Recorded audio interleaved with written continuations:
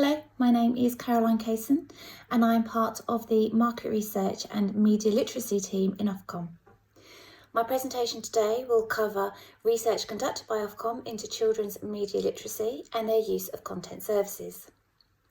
As you can see, our media literacy programme is part of our Making Sense of Media workstream, which is Ofcom's programme of work to help improve the online skills, knowledge and understanding of UK adults and children, through providing robust research and collaboration with and coordination of relevant stakeholders and their activities. 2020 was an extraordinary year and one that had a profound impact on children's media use. For children in particular, education, socialisation and other formative experiences were disrupted or suspended. This led to children having a huge increase in free time and ultimately changes and developments in their media behaviours.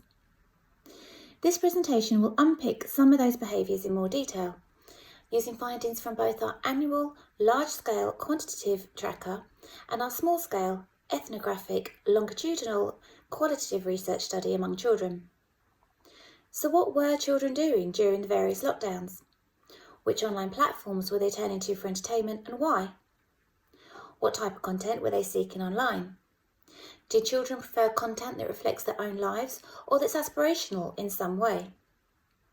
And were children happy with just watching content posted by others, or did they feel the need to post their own content and be part of the action? We'll also look at children's TV viewing habits. Has the COVID-19 pandemic accelerated the trend away from live TV and towards video on demand? Or did the increased time at home mean an increase or a return in family TV? How reliant were children on video on demand for their entertainment? And were they seeking out new programmes or binge watching old favourites? So before I jump into our findings, I thought it would be useful to give you an overview as to the wealth of data that feeds into our reports. Here you can see the various Ofcom sources used within our reports, which were published in April this year. We conducted 2 quantitative media literacy surveys during the autumn and winter, as you can see in purple, and 2 qualitative surveys, one last summer and one at the start of this year, both shown in blue.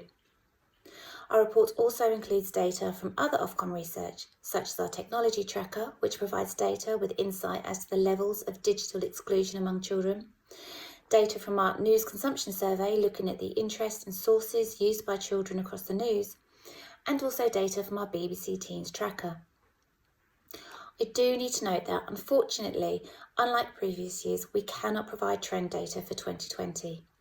This is because, as with so many other research studies, ours was impacted by the COVID-19 pandemic, forcing our usual springtime fieldwork into the autumn and winter of 2020, and meaning we had to transition from our usual face-to-face interviews to the online methodologies. These cannot be compared to each other. However, where we are confident that the change is due to a genuine change in behaviour and not due to a change in methodology, we do reference this. So firstly, to put children's media use into context, it's useful to see what devices they were using during 2020. There were 3 devices that stood out as being the most likely to be used by children aged 5 to 15. The laptop, tablet and smartphone.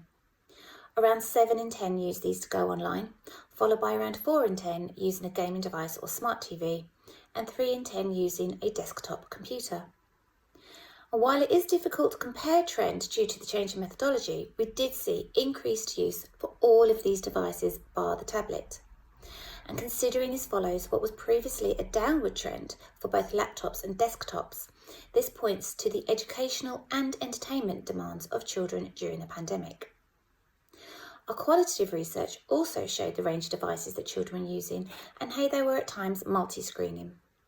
For the most part, this was to browse social media on their phones while also watching content, gaming or learning on another device. And as you can see from the quote here, some suggested this felt similar to group activities they might otherwise be doing were they not in lockdown. Peter, 15 for example, used Snapchat throughout his school day to keep in touch with his friends. And while children were using a range of devices to go online, they were also engaging in a wide range of activities to keep them entertained during the year. In particular, use of video sharing platforms, or VSPs, was almost universal among children. In addition, 2/3 used messaging and chat sites or apps to keep in touch with friends and family, and more than half used social media. So let's look at VSPs. Our research showed that VSPs were universally attractive among children of all ages. The most popular use was to watch content, but more than half said they had also posted or shared content on these platforms. I should note here that it may have been their own content or it may have been others that they were sharing and posting. We didn't specifically ask this in our survey. The next graphic shows the proportion of children that use the various VSPs for either watching, which is the top bar, or posting content, the lower bar. These are also the top 5 most cited VSPs in our research. So among those consuming content, there was one platform that was clearly the most popular, and that was YouTube. Used by almost 9 in 10 children, other platforms trailed behind. Almost half of children used TikTok, and around a third used Instagram, Facebook or Snapchat. But looking at posting and sharing content, the second bars in the graphic, we can see that while YouTube was the most popular for consuming content, this was not the case for posting and sharing. In fact, there was no single platform that stood out as the most popular for this purpose, with around a quarter of children using the various sites and apps shown here. What exactly are children watching on VSPs? Well, for all age groups between 5 to 15, funny videos, jokes, pranks and challenges were the most popular type of content, watched by 8 in 10 children overall. Then for those aged 8 and above, watching music videos was their next choice, while for the younger children aged 5 to 7, cartoons and animations was their second choice. 4 in 10 children aged 5 to 15 used VSPs to watch videos that helped with their school and homework, and the same proportion used them to watch how-to videos and tutorials. And 44% said they used them to watch vloggers or influencers. So staying with vloggers and influencers for the moment, what makes children so attracted to them? Well, our qualitative research found that children sometimes said they related to content that was shared by people with similar interests or who were aspirational in some way, even if the vloggers' lifestyles were in fact very different from their own. For example, 2 of our participants in their early teens are keen horse riders and love all things horse related. They follow a teenage YouTuber called This Esme. You can see an example of This Esme's postings on screen now. This Esme posts content about a horse on Instagram and YouTube, and our participants said that they would also sometimes engage with her, one in particular being excited because This Esme liked a comment that she had posted.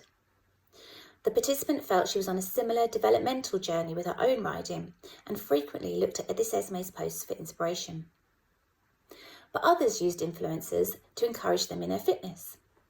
One particular teen who had an interest in sports and fitness sought out online workouts and was pleased that his Explore page on Instagram served him predominantly fitness content.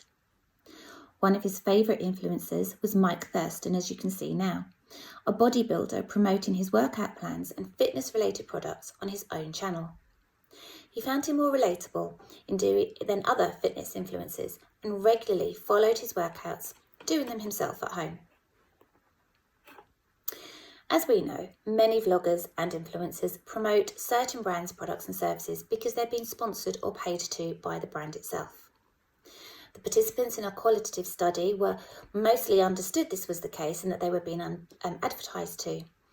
But rather than finding this annoying, they reported finding this helpful as it showed them things that were in line with their own interests. But just how aware are children about product endorsement in this way? Well, we asked the older children, aged 12 to 15, about this in our quantitative survey.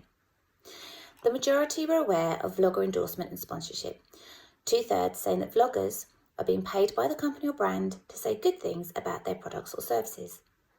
Meanwhile, 1/3 were less mindful of this source of income, thinking that the vloggers were saying good things because they wanted to share the information with their followers or because they thought the products or services were cool or good to use. and 1 in 10 admitted they didn't know why vloggers were saying these things. So another way for children to connect to others that they relate to is via live streaming platforms. And you can see some of the platforms on screen now. Live streaming is also a way for children to attract attention to themselves and to boost their own online profiles.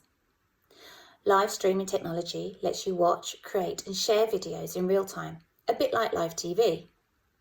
Viewers can comment and interact live by posting messages and emojis that appear beside the live stream. Our quantitative research found that just under half of children aged 5 to 15 used any of the live streaming platforms you can see on the screen, with YouTube Live being the platform most likely to be used. But it's not just watching other people's streams that children are interested in. Our qualitative research found that children were showing a keen interest in becoming streamers themselves. And this wasn't only to boost their online profiles, but to make money for themselves. Streaming is intensely monetized. The platforms allowing streamers to generate income through direct payments from viewers or indirect payments via subscriptions, advertising revenue or sales of merchandise. One of our participants was doing just that.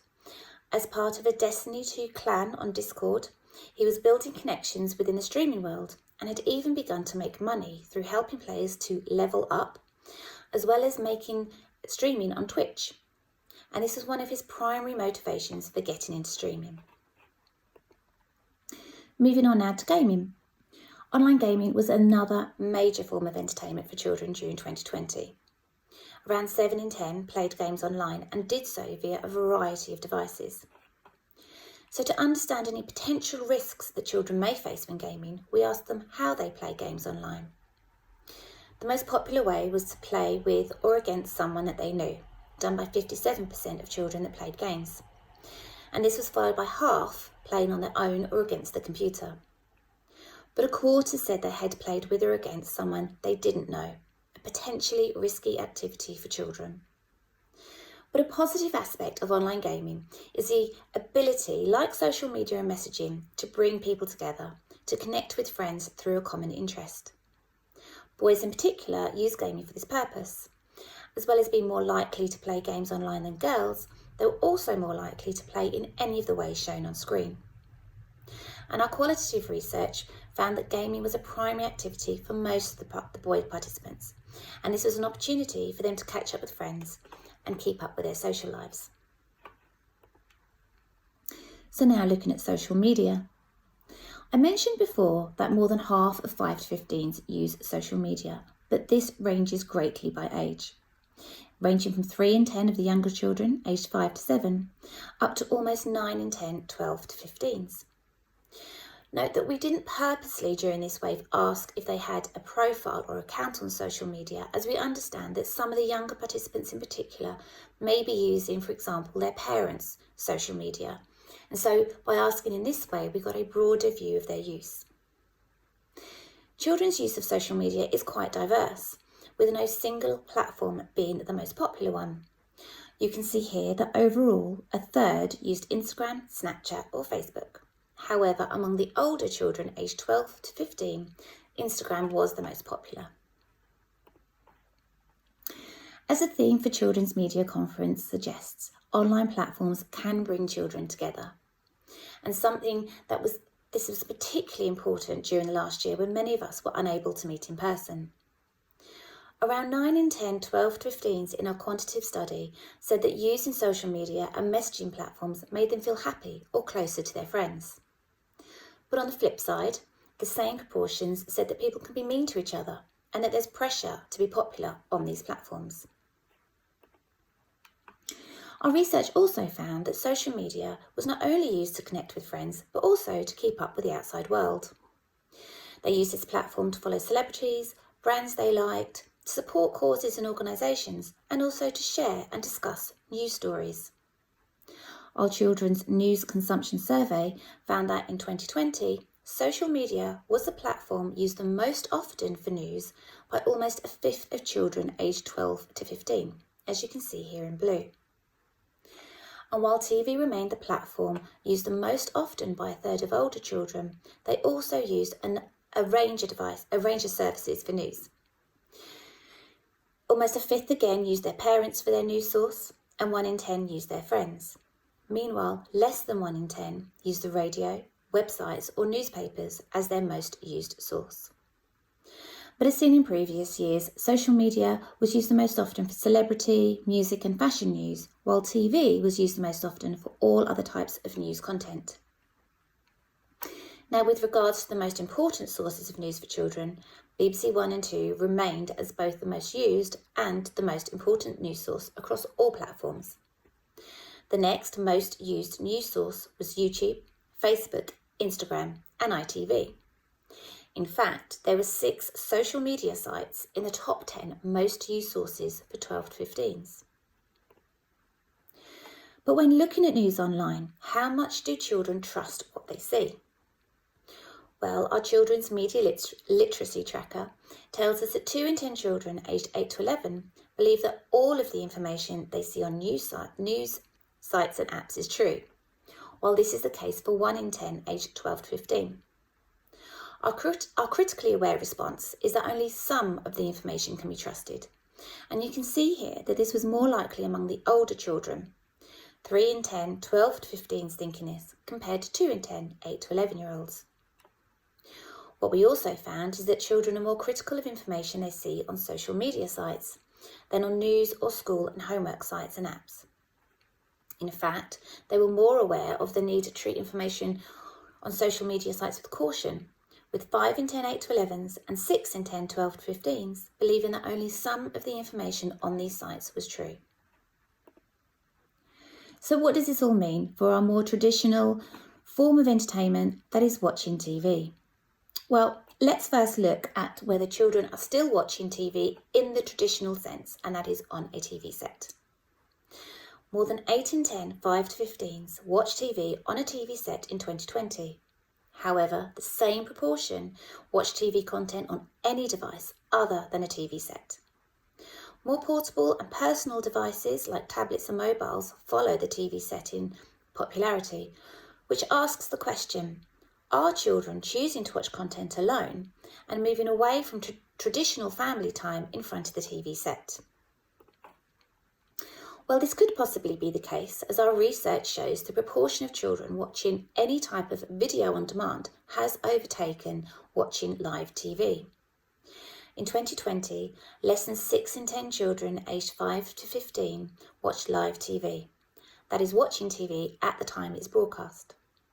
And this was significantly lower than the 3/4 doing so in 2019.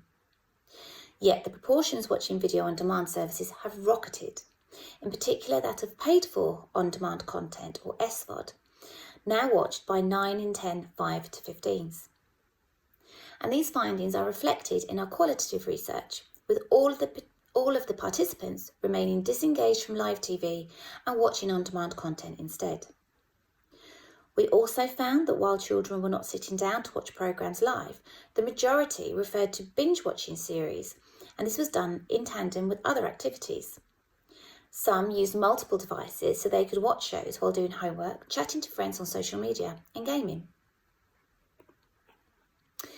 We have further evidence of this transition from live TV to on-demand from our BBC Teens tracker, which looked at media consumption and attitudes among secondary school children aged 11 to 16 in the UK.